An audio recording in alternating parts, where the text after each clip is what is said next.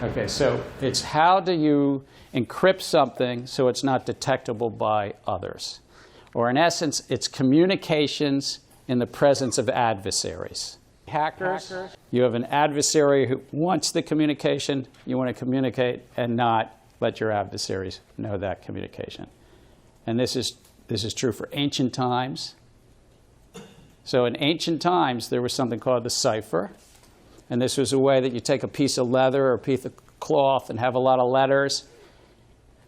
And both sides, you'd encrypt and decrypt because there were different measurements of the cylinder. Has anybody seen the movie Imitation Games? You theorized a machine that could solve any problem. It didn't just do one thing, it did everything. It wasn't just programmable, it was reprogrammable. Is that your idea behind Christopher? Well, human brains can compute large sums very quickly. Even Hugh can do that, but I want Christopher to be smarter.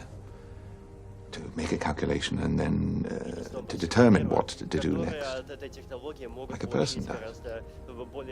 Think of it. Electrical brain. The Enigma machine.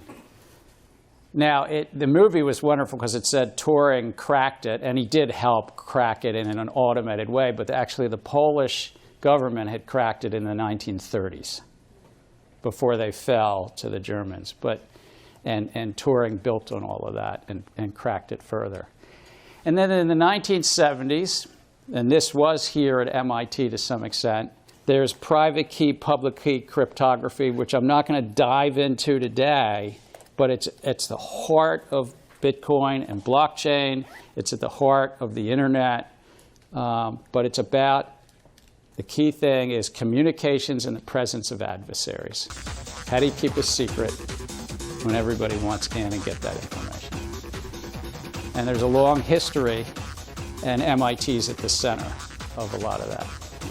A lot of early cryptography failed on the internet. In the early 90s and late 80s, David Shallman and others tried to do things, and we're not going to debate these today, but you'll have one reading, I think it's either next week, which will give you that history, and it's worthwhile knowing about the history of failure.